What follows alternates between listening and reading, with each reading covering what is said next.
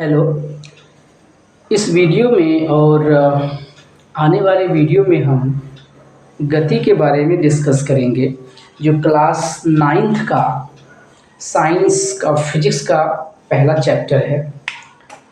तो सबसे पहले हम लिखेंगे गति। ठीक है, गति को इंग्लिश में मोशन कहा जाता है। ठीक है, तो सबसे पहले कहेंगे कि गति किसे कहते हैं, पहले डिफाइन करेंगे गति क्या है, गति किसे कहते हैं। ये इंट्रोडक्शन क्लास है। ये हमारा किस प्रकार का क्लास है? आज इंट्रोडक्शन क्लास है। तो इंट्रोडक्शन क्लास में गति को हम समझेंगे। ठीक है, देखिए, गति जब कोई वस्तु समय के साथ अपने स्थिति में परिवर्तन करता है, जब कोई वस्तु, ठीक है, समय के साथ अपनी स्थिति में परिवर्तन करता है, तब हम कहते हैं कि वह वस्तु गति में है। ठीक है, देखिए, गति जैसे आप एक एग्जांपल से समझिए कि जैसे आप बस में हैं, तो बस में है तो बस गति में है। तो हम कैसे समझेंगे कि बस गति में है? तो बस के रिफरेंस में, बस के सापेक्ष हम किसी जगह को रेफरेंस पॉइंट मानेंगे और उस जगह के सापेक्ष अगर वो गति में है, अपना पोजीशन चेंज करता है, तो हम कहते हैं कि वो वस्तु गति में है। लेकिन अगर आप एट ए टाइम उसी समय बस में बैठे हुए हैं, तो आपकी स्थिति बस के सापेक्ष विराम में है, आप रुके हुए हैं, यानी बस के सापेक्ष आपकी स्थिति में कोई परिवर्तन नहीं हो रहा है, इसलिए आप विराम अवस्था में हैं। तो गति को समझने के लिए एक रेफरेंस पॉइंट का होना नितांत आवश्यक है। ठीक है, गति को अच्छे से एक्सप्लेन करने के लिए हम क्या करते हैं, एक निर्देशांक लेते हैं, एक निर्देश बिंदु लेते हैं, एक रेफरेंस पॉइंट लेते हैं। मैथमेटिक्स में इस रेफरेंस पॉइंट को मूल बिंदु कहा जाता है। तो हमने क्या किया, एक मूल बिंदु लिया O, ठीक है, और यहाँ से कोई व्यक्ति चलना प्रारंभ करता है। ठीक है, कुछ समय में, जैसे कि मान लिया कि कुछ समय में वो व्यक्ति कितने किलोमीटर, 1 किलोमीटर का डिस्टेंस को वो तय करता है, या फिर हम कह सकते हैं कि चलिए 10 मीटर मान लेते हैं, 10 मीटर का डिस्टेंस को वो तय करता है। कुछ समय के बाद वो 30 मीटर के डिस्टेंस को तय करता है। कुछ समय के बाद 40 मीटर के डिस्टेंस को तय करता है। कुछ समय के बाद 50 मीटर के डिस्टेंस को तय करता है। और ये मान लिया कि T1 समय में है, ये T2 समय में है, ये T3 समय में है, ये T4 समय में है। तो देखिए, ये मूल बिंदु है। ये क्या है? मूल बिंदु। ठीक है, तो मूल बिंदु के रेफरेंस में समय के साथ इस व्यक्ति का पोजीशन चेंज हो रहा है। कभी E पर है तो कभी B पर, कभी C पर, कभी D पर।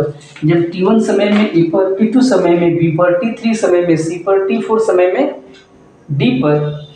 तो जब समय के साथ इसका पोजीशन बदलता है, किसी वस्तु का समय के साथ जब स्थिति में परिवर्तन होता है, तो वह वस्तु गति में होती है। जब किसी बिंदु के सापेक्ष, ऐसे लिखेंगे, किसी, ठीक है, रेफरेंस पॉइंट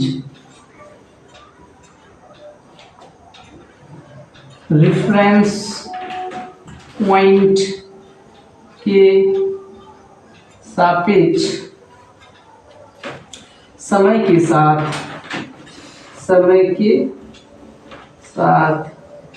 जब किसी वस्तु की, ठीक है, का स्थिति में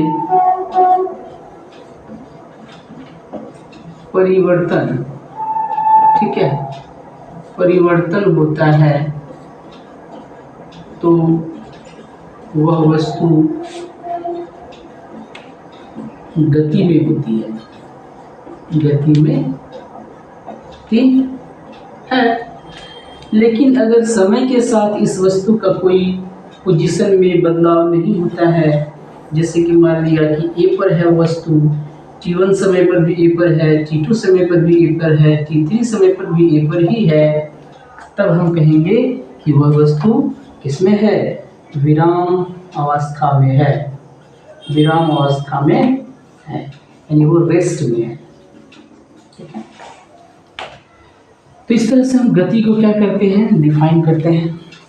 ठीक है, अब देखिए मूल बिंदु को समझ गए हैं, रेफरेंस पॉइंट। जैसे कि मान लिया इस रूम में किसी मॉस्किटो मच्छर जो है उसकी गति का हमें अध्ययन करना है, तो उसकी गति का अध्ययन करने के लिए हमें एक रेफरेंस पॉइंट लेनी होगी, और उस रेफरेंस पॉइंट के आधार पर हम कह सकते हैं कि वो समय के साथ किस तरह से वो अपनी स्थिति को बदल रहा है।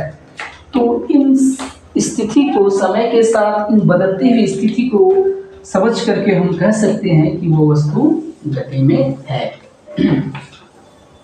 ठीक है, देखिए गति को समझने के बाद हम समझेंगे कि दूरी किसे कहते हैं, डिस्टेंस। दूरी किसे कहते हैं, दूरी, इस टर्म को हम समझेंगे, दूरी किसे कहते हैं। दूरी क्या है कि किसी वस्तु द्वारा किसी समय अवस्था में, ठीक है, किसी वस्तु द्वारा, ऐसे लिखेंगे पहले, किसी वस्तु द्वारा टाइम इंटरवल में, किसी टाइम इंटरवल में, ठीक है, या समय अंतराल में, इंटरवल में उस वस्तु द्वारा चली गई क्या होती है, कुल लंबाई होती है। किसी वस्तु द्वारा किसी टाइम इंटरवल में चली गई, ठीक है, जो लंबाई होती है, चली गई दूरी को क्या कहते हैं, चली गई जो दूरी है, चली गई कुल लंबाई,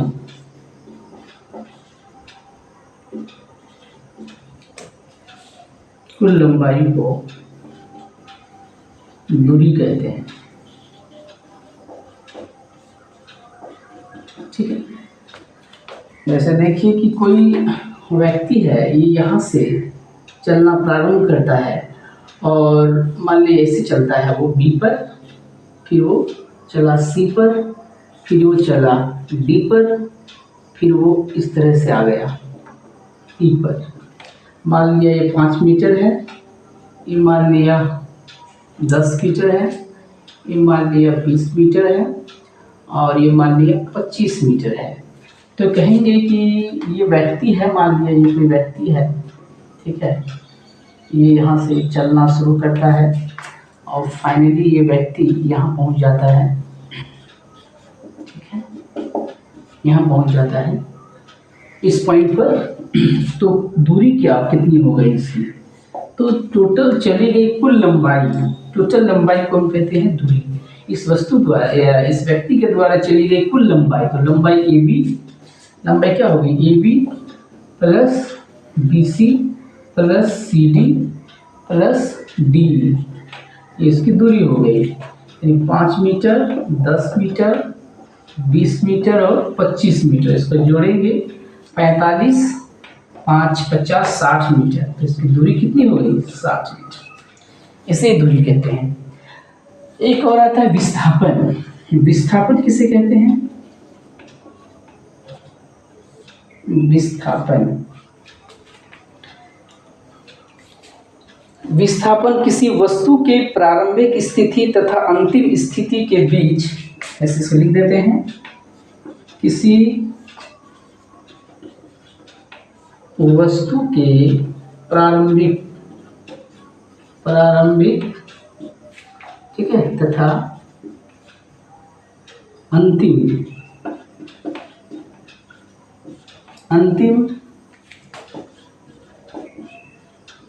बिंदु के, ठीक है, किसी वस्तु के प्रारंभिक तथा अंतिम बिंदु के बीच की, ठीक है, बीच की न्यूनतम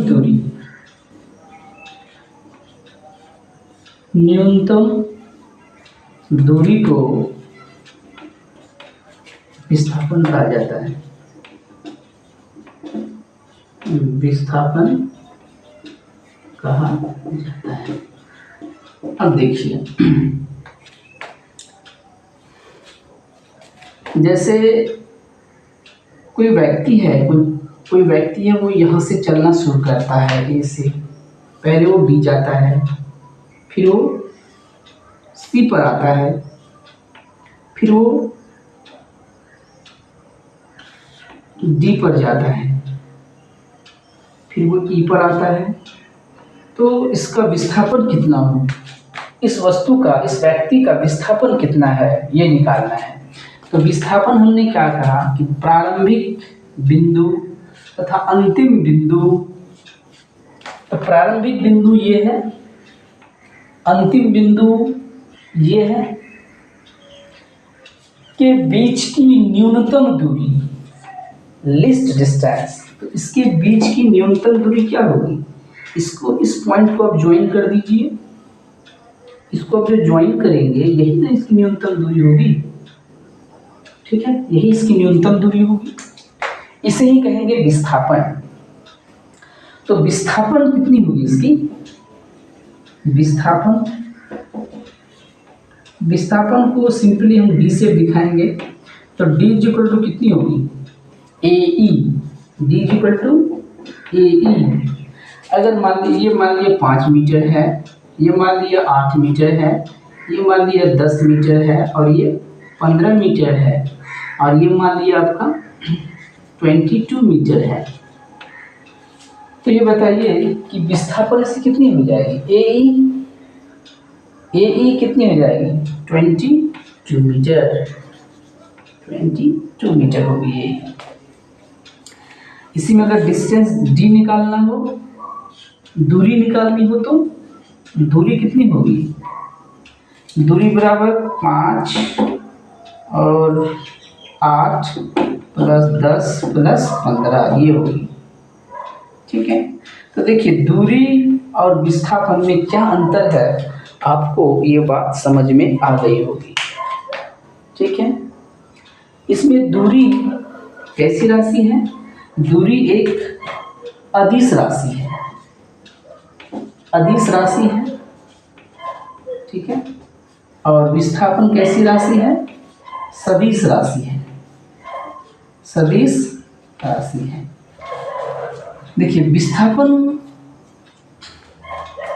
एक सदिश राशि है, क्योंकि इससे व्यक्त करने के लिए हमें दिशा की भी जरूरत होती है, और दूरी को व्यक्त करने के लिए हमें दिशा की कोई ज़रूरत नहीं होती है। सिंपली हम उसके परिमाण को जोड़ते हैं, मैग्नीट्यूड को जोड़ते हैं।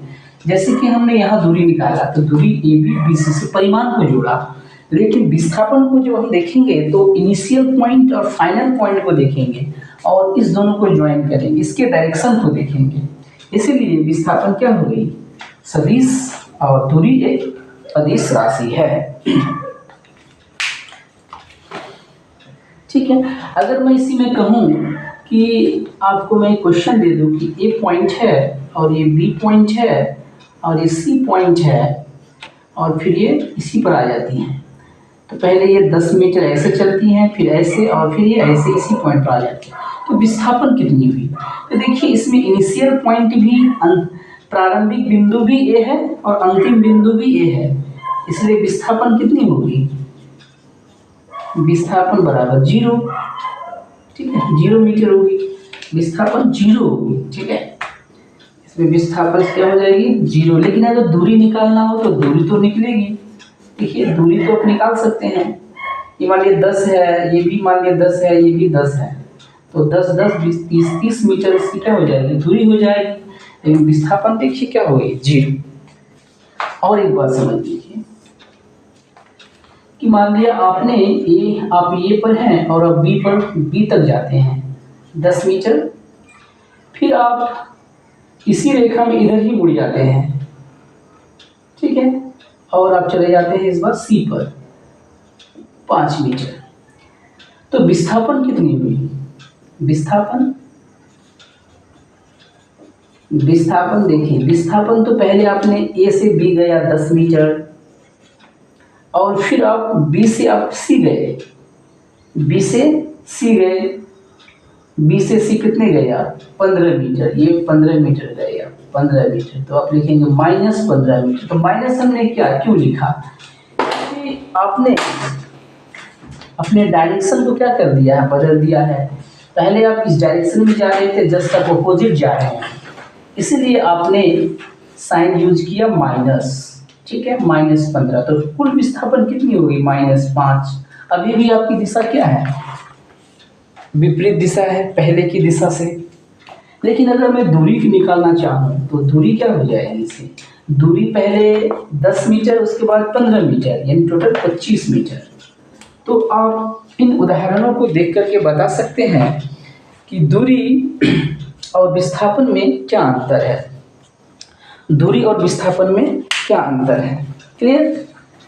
दूरी क्या हो सकती है? कभी भी 0 नहीं हो सकती, विस्थापन 0 हो सकती है, विस्थापन नेगेटिव भी हो सकती है और दूरी नेगेटिव नहीं हो सकती। विस्थापन का मान दूरी के मान से हमेशा क्या होती है? कम होती है, बराबर भी हो सकती है। और एक पॉइंट आप समझ लेंगे, एक समान गति, ठीक है, एक समान या सरल रेखीय गति को पहले आप एक्सप्लेन करते हैं, क्योंकि हमारा जो सब्जेक्ट मैटर है वो एक सरल रेखीय गति है, इसी को हमें पढ़ना है इस चैप्टर में। तो आ जाते हैं सरल रेखीय गति अपने मेन पॉइंट पर। सरल रेखीय गति, इसको समझते हैं। सरल रेखीय गति क्या है?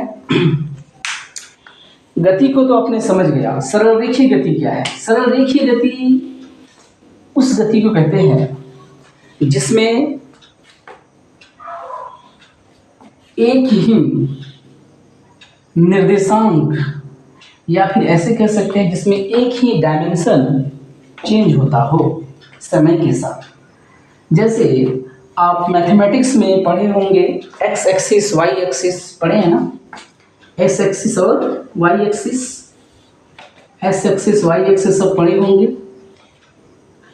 10th या 9th क्लास में। ये सपोज एक्स एक्सिस है, ये माइनस एक्स एक्सिस है, ये वाई एक्सिस है, ये माइनस वाई एक्सिस है, ये 0 है।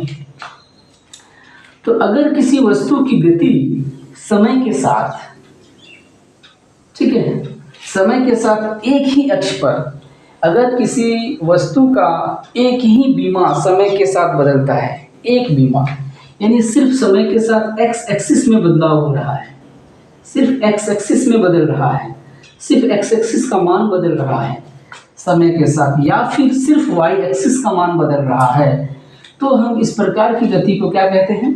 सरल रेखीय गति, वन डायमेंशनल मोशन, एक बीमीय गति। सरल रेखीय गति में क्या होता है? सरल रेखीय गति में क्या होती है? सरल रेखीय गति में सिर्फ x1, x2, x3, x4 t के साथ चेंज करता है, ठीक है, सिर्फ t के साथ किसमें बदलाव होता है? x कोऑर्डिनेट में, ठीक है, ये t1 t2 पर ये है, t3 पर ये है, t4 पर ये है, और t के साथ ये y कोऑर्डिनेट नहीं बदल रहा है, ये नहीं बदल रहा है, ठीक है। तब इस प्रकार की गति को कहते हैं वन डायमेंशनल मोशन, जो कि हमें 9th क्लास में पढ़ना है, ठीक है। That's all. इसके बाद वाले वीडियो में मैं एक्सप्लेन करूँगा आगे। That's all.